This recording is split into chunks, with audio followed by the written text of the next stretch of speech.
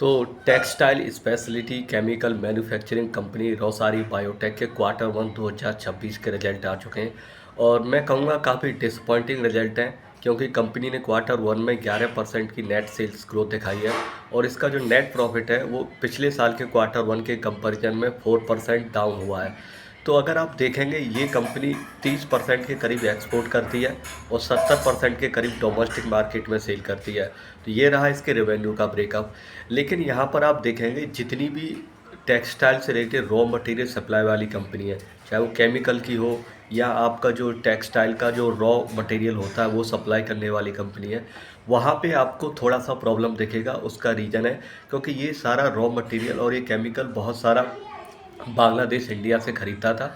लेकिन अभी जो प्रेजेंटली बांग्लादेश के साथ इंडियन गवर्नमेंट की जो टेंशन चल रही है, उसके वजह से इन सारी कंपनियों में आपको थोड़ा-सा प्रॉब्लम देखने को मिलेगा। और ये चीज़ अगर आप इसकी कॉन कॉल वगैरह अटेम्प्ट करेंगे तो वहाँ भी मैनेजमेंट इसी चीज़ के बारे में ज़िक्र करता हुआ नज़र आएगा।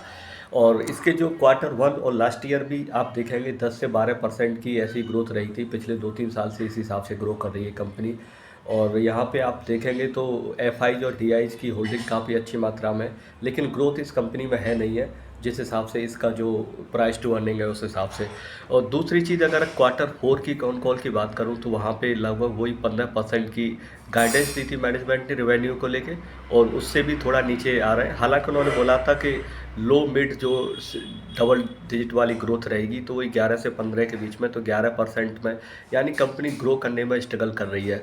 तो आप अपने रिस्क और एपेटाइट के बेसिस पे इसको एनालाइज कर सकते हैं। हालांकि यहाँ पे कुछ खास ग्रोथ दिख नहीं रही है। Thanks for listening.